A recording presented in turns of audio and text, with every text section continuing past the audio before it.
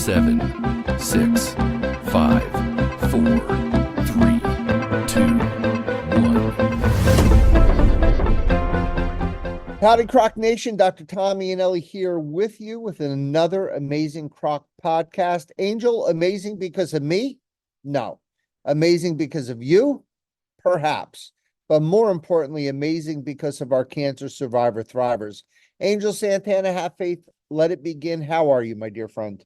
I tell you, nothing is better than celebrating Mother's Day weekend with you and all the great mothers out there, whether they are cancer survivors, thrivers, caregivers.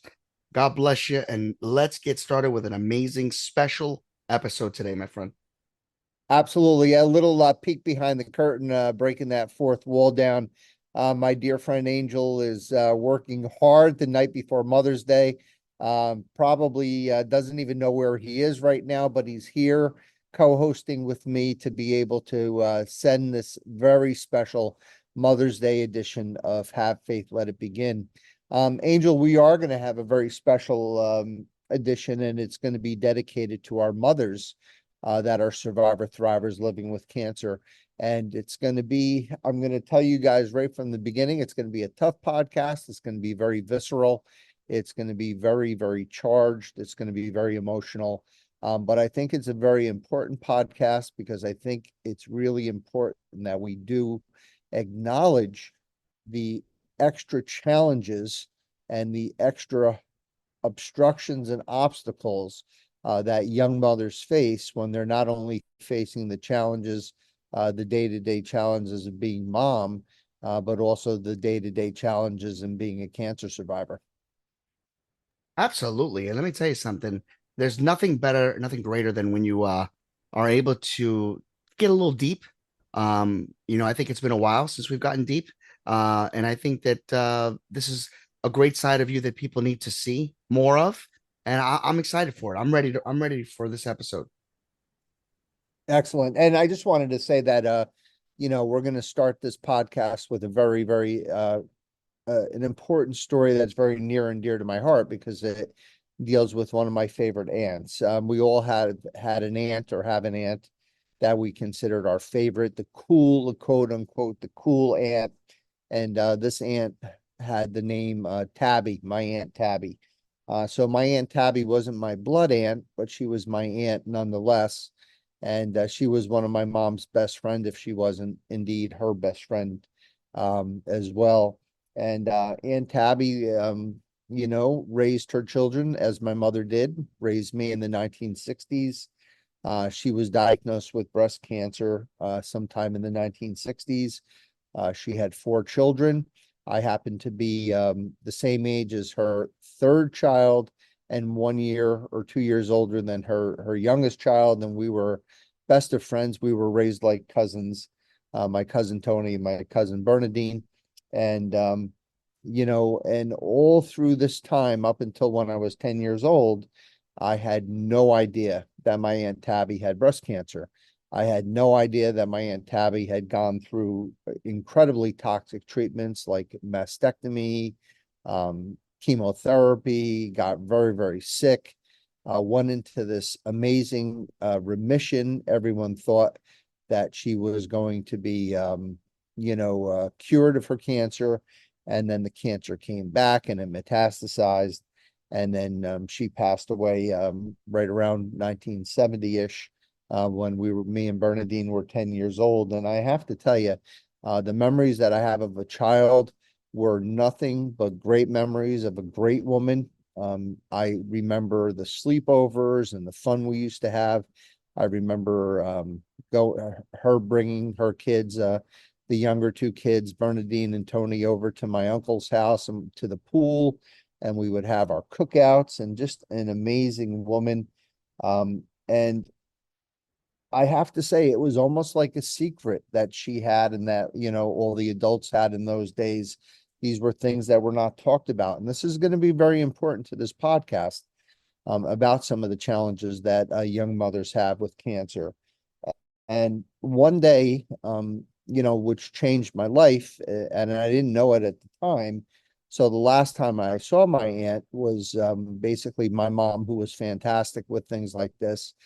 took me over to the house, and my aunt was being brought down the stairs in a gurney, and the ambulance people were there, and they were, taking her to the hospital. And little did I know that she was going to the hospital for the last time. And when I said goodbye to her that day, and I know she didn't have any hair and she was very weak and very thin, I still, because it, it was kind of coming out of the blue, and I didn't really know where this was all going. And I was only 10 years old. I didn't know at the time that goodbye was going to be my last goodbye. So up until that day, I never saw and I never thought of her as being sick. And I never really thought of the possibility that she could be dying or that she would die. And to me, my aunt embodies and represents an anthem to all mothers that have cancer and that they share. And I think that's a really good introduction to this podcast. So today's podcast is going to be a tribute to mothers with cancer. I'm going to use a quotation from one of the articles that I researched, quote unquote, "I'm still mom." So the special challenges and considerations of young moms with cancer. A couple of things just to kind of set the table, Angel, to start. Most of the data that I reviewed for this podcast really dealt and centered on women with advanced metastatic breast cancer. But I don't want this podcast to be about that specifically. I know it's important and we need to talk about it. But I believe that the gist of the presentation and the gist of the information that we're going to share today are really relevant to all young women and all mothers with any type of cancer and any stage of cancer, not just the stage 4 cancer. I do want to give credit to the 2 articles that I specifically spent a lot of time on, and one of which is I'm going to share specifically.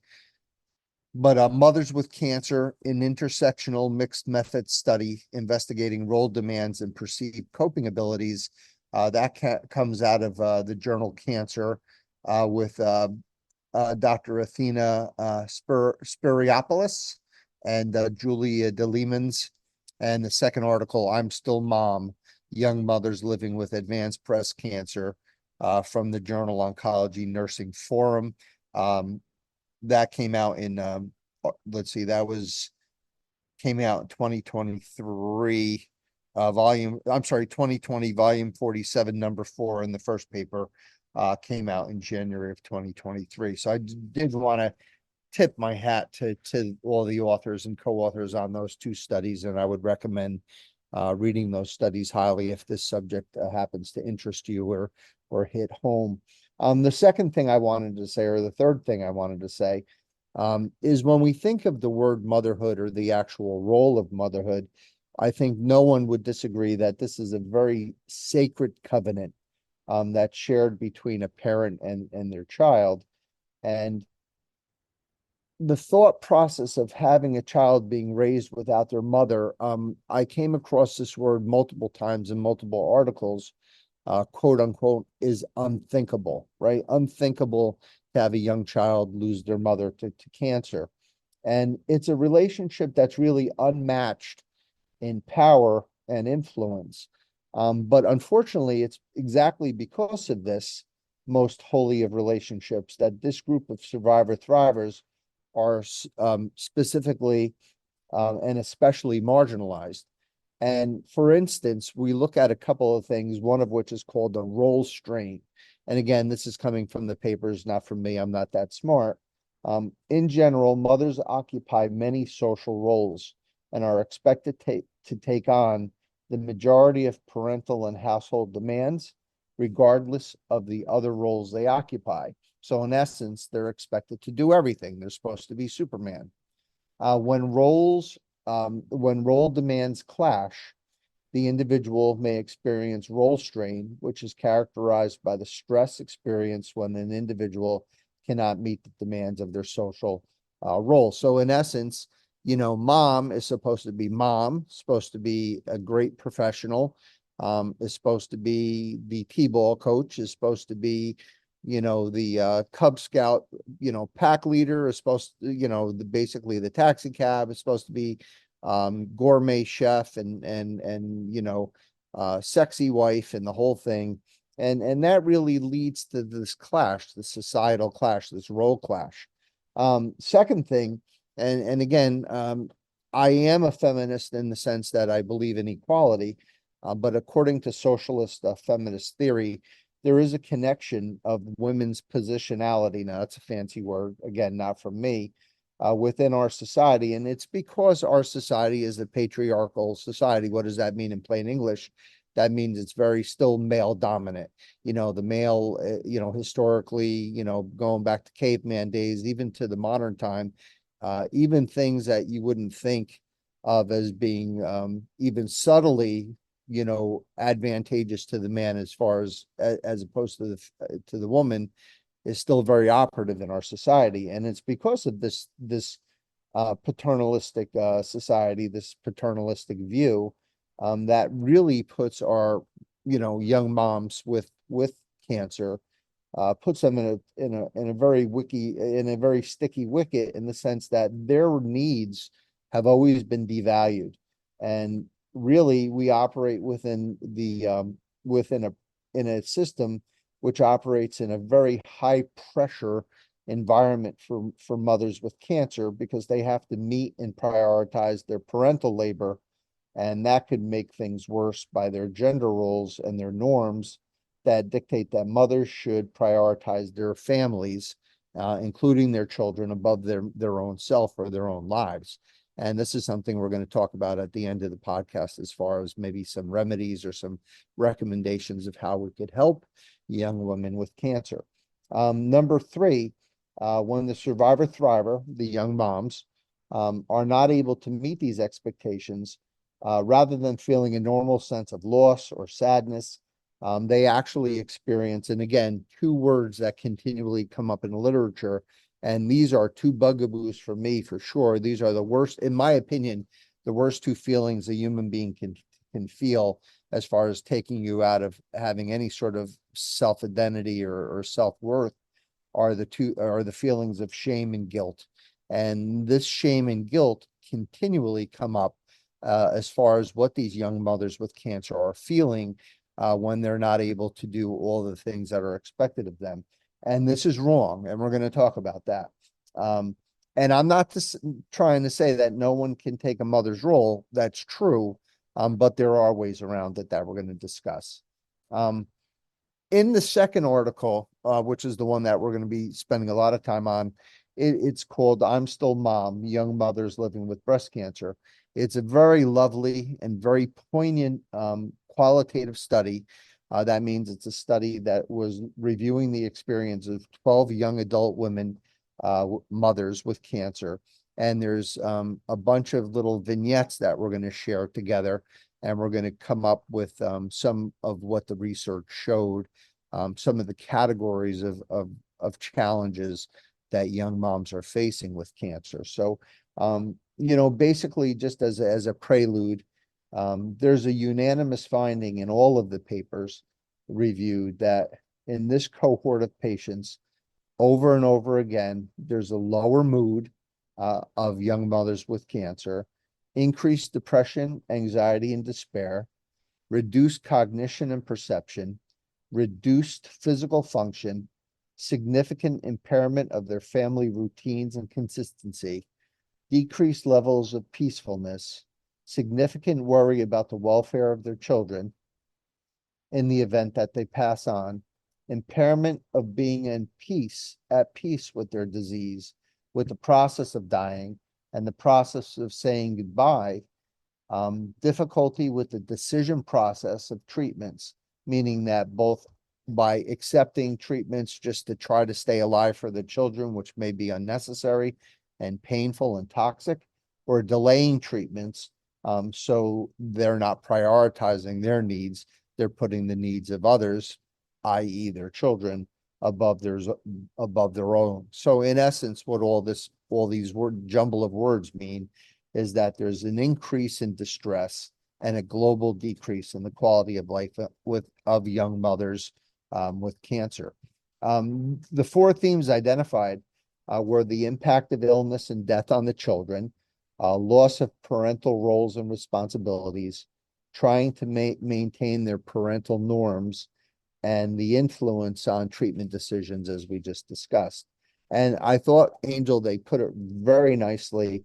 And I really tribute this as exactly the way I viewed my Aunt Tabby, is that these women put on a mask of wellness. But really they're suffering deep, deep underneath. Angel, your thoughts so far, since this is going to be a bit of a prolonged podcast.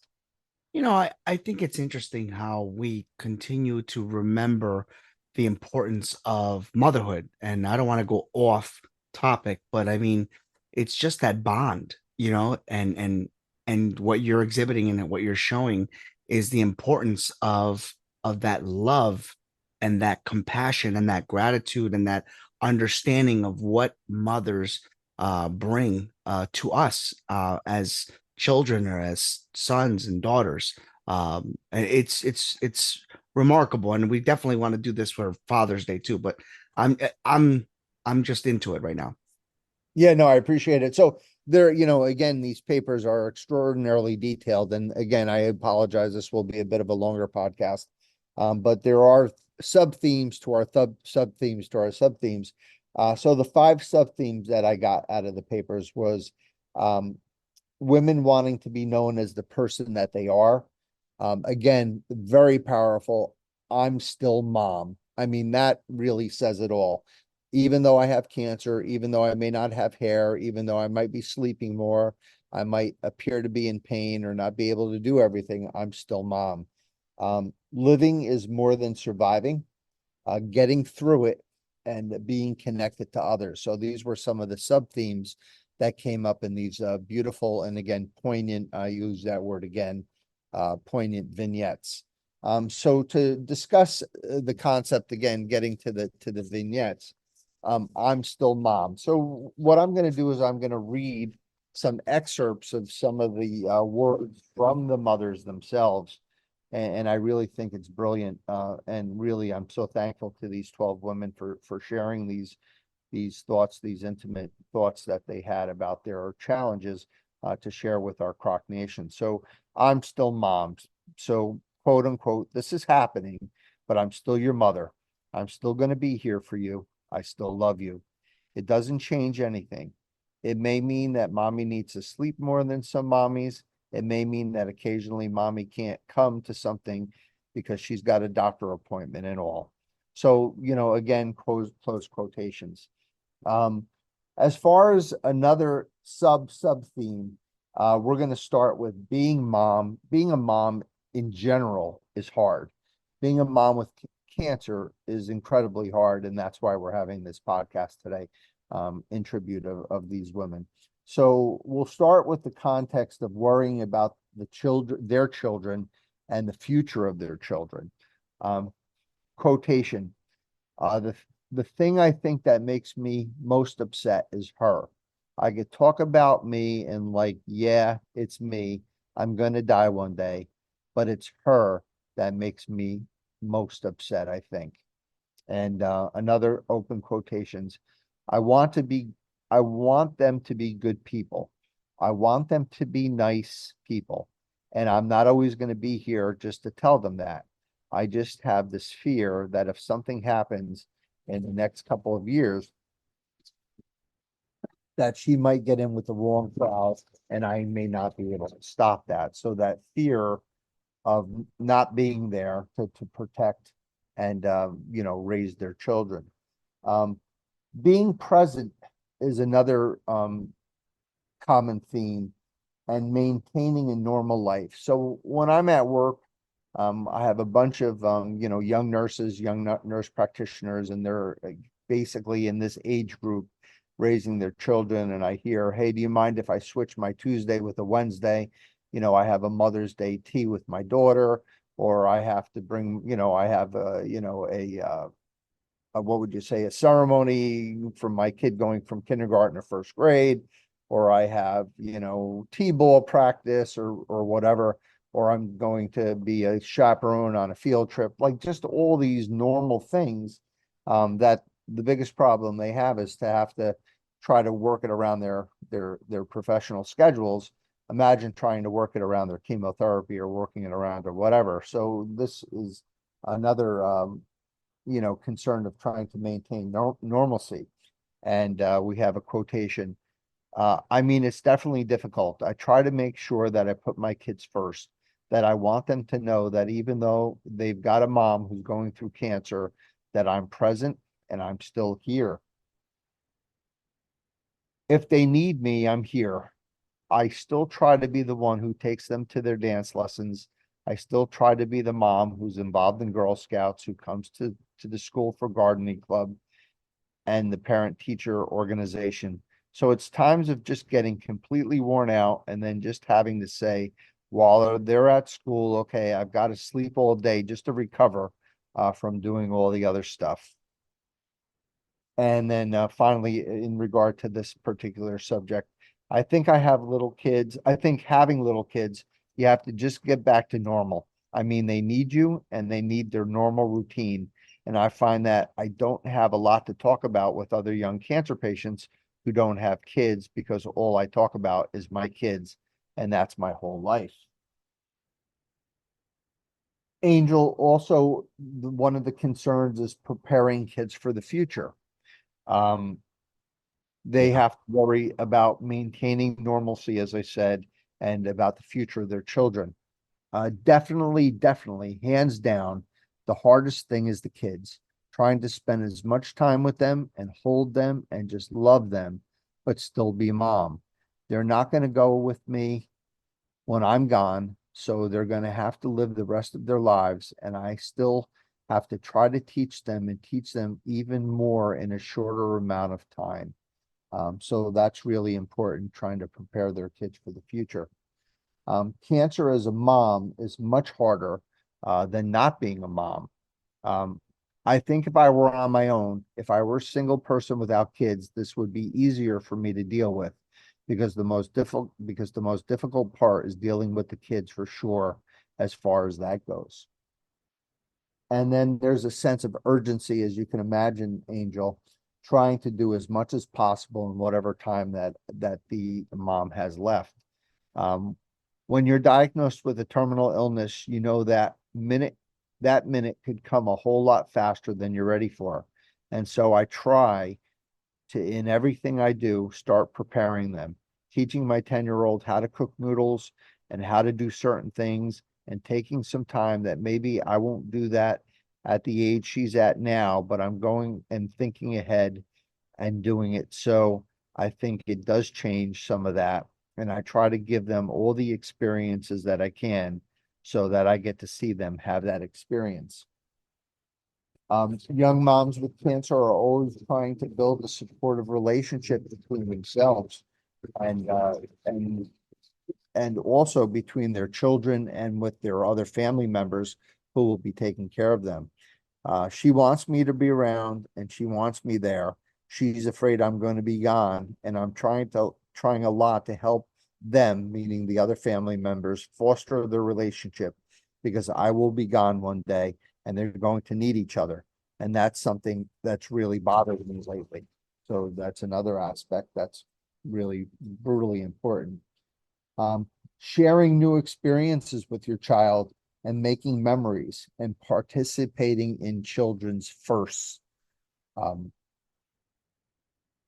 I wanted to see her experience getting to try something new, so I said yes, whereas I might not have done that otherwise, because it's a lot.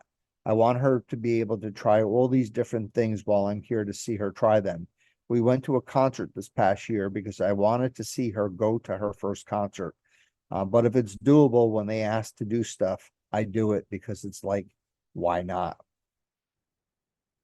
Relativity and the time being short. Angel, we did a podcast maybe a couple of years ago on the wild clock or the crazy clock, meaning when a cancer patient gets that diagnosis. Yeah. You and I, we never think about, how much time we have left. And yet we have these young moms with cancer, and then all of a sudden their entire life clock completely changes. So they have a relative, everything is relative, and relatively speaking, their time is short. So what they say is, I've taken it as if death's at my doorstep.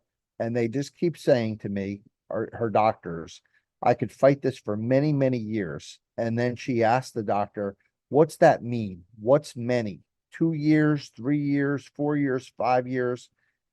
To me, even 10 years is not good enough because I need more because I'm a mother and my children are young.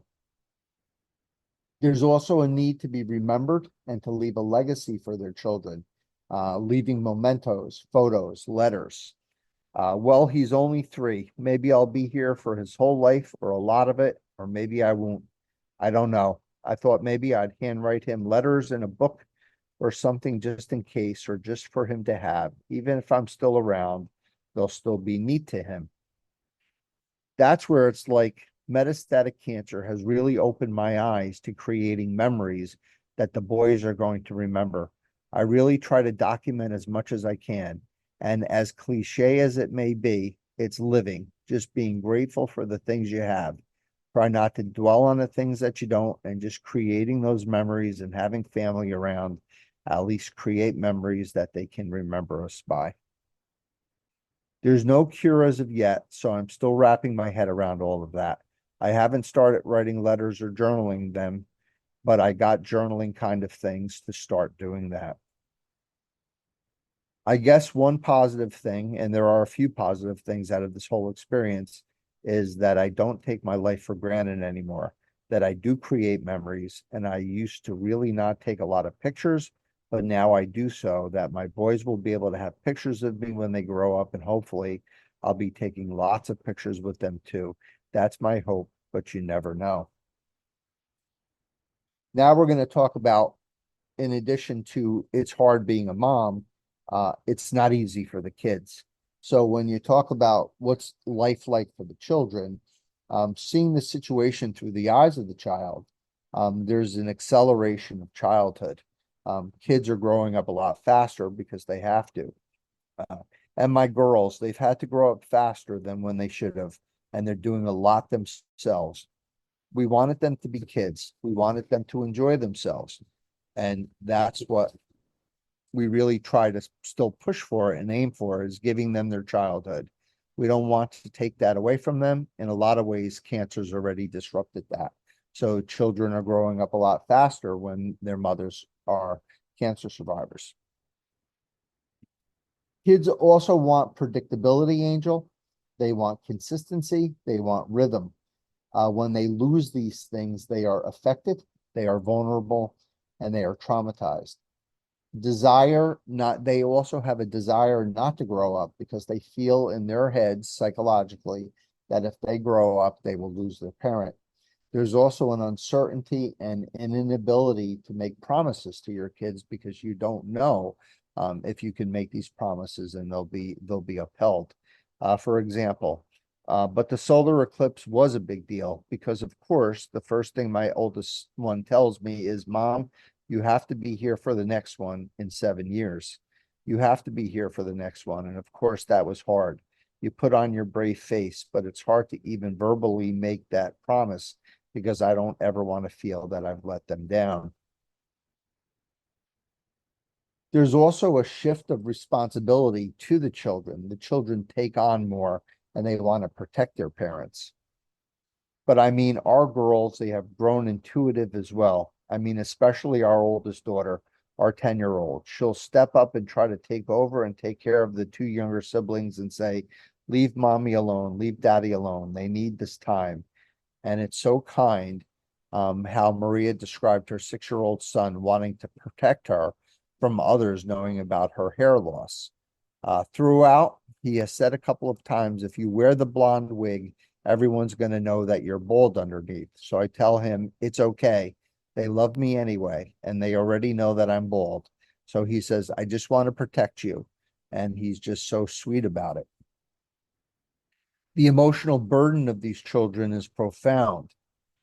They're so good some days, they're so helpful, and then other days I think they just get too emotionally worn down and upset that it's like they can't do anything for themselves. They can't do anything to help me. So it's really hard to kind of see the way that this cancer, that my cancer, how it affects them so much. And then there's also the anxiety and the internalization that the children feel when they see that one of their parents, especially their mother, is ill. When she was 4, when I was first diagnosed, and she was super quiet and shy and introverted, and she took it. It was hard on her, and she developed a lot of anxiety. She didn't want to go to school. She wouldn't even want to go to my mom's house. When I would have treatment and I would be in the bedroom, she would bring her toys into the bedroom and sit in the floor. So, Angel, these are all vignettes, just very visceral and incredibly powerful vignettes from young mothers with cancer about some of the challenges that they have. But you know, the way we work on this podcast, on the CROC podcast, is we don't want to point out issues without at least, if not giving answers, at least to point in direction and go to lighten the mom's burden. So let's talk about a couple things that we can do that could change the situation and some of the challenges for our young moms with children. Number one, emphasis on reversing the guilt and shame. I think the last thing, in addition to the diagnosis, in addition to the stress, in addition to the alterations of their bodies, in addition to the toxic treatments and how badly they feel, in addition to the loss of some of the roles that they're supposed to be providing and participating in as moms, the last thing that we want our young mothers with cancer to feel is any guilt and shame. And we have to go out of our way to make sure that they don't feel that way. Number two, and one of the things that really makes it so hard is that it's such a emotional subject. It's such a painful subject. It's such a sad subject that it's really unspeakable. But I think what we have to do is we have to work to make the unspeakable speakable. We have to help our young moms with cancer in the support groups. We have to get counseling to them. We have to get emotional support for the children. We have to teach the care teams, the doctors and nurses, to stop avoiding the painful and uncomfortable conversations that we don't have because we just don't feel up to it. Well, imagine if we don't feel up to it, then of course, what kind of message are we leaving to that young woman with cancer who has children? Just absolutely unacceptable. And there was a saying, which dates back, to the history of humanity. It takes a village to raise a child. And over the, I guess, millennia and to the centuries and to the decades and now to this new age where we've gotten away from the raising of our children from a village, maybe to an extended family and then to a family and then to a nuclear family and now maybe to a fragmented family. The way we raise kids now, of course, is going to make it a very top-heavy model toward the parent, especially toward the mother, for the reasons that we mentioned during this podcast. So my point is, when did this go out of style? Of course, we need to support the mother with cancer and never take away that sacred role. But also, I think what we need to do, Angel, is reframe the paternalistic model where there is equality between genders and how we prioritize our care, meaning the care of the parent, with their care, the care of the child. Why is it okay for a father to be sick and have to take care of themselves and sort of go incognito for a while to sort of recover, but not okay for the mother to do that? And this is where I think my aunt's family, Aunt Tabby's family, really was remarkable and was a perfect role model, because when Tabby was no longer here, Bernadine and Tony had the good fortune of having two older siblings, Michelle and Joe, who were amazing. Their father was one of the greatest men I ever met, Uncle Butch. He was basically father, mother, and everything in between. He was a real tough guy from Patterson who had the heart of gold, who was just the sweetest, kindest guy. He would never let you know that, but he certainly was. And then, of course, all the aunts and the uncles and the cousins and everything, just an amazing family. And really, that's the way that it has to be done, because no one could ever have taken, the place of Aunt Tabby, but they certainly made it easier, for everyone involved. And then we're going to end the podcast, Angel, by going back to the beginning. We're going to end where we started, back to my Aunt Tabby. So my Aunt Tabby, I'm so proud to have had her as an aunt. She embodied the challenges that we discussed on today's podcast. A young mother, toxic treatments, advanced disease, never putting herself over her family, never letting her pain or her fears or her dread ever show. I did not know it at the time that goodbye that I said to her on the stairs when she was in the gurney was my forever goodbye.